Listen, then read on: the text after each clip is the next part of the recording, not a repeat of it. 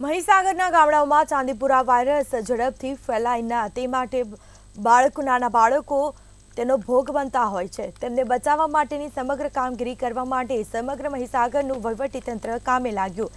જિલ્લા વિકાસ અધિકારી તેમજ જિલ્લા આરોગ્ય અધિકારીએ મહીસાગરના શિક્ષકોથી માંડીને આંગણવાડી બહેનો અને તમામને કામે લગાડ્યા છે અને છેવાડાના ગામડા સુધી જઈ અને જ્યાં જ્યાં આ વાયરસના ચિહ્નો દેખાય છે તેમને તેમના નજીકના આરોગ્ય વિભાગને તેમજ જિલ્લા વિભાગને જાણ કરવા માટેની તાકીદ પણ કરવામાં આવી।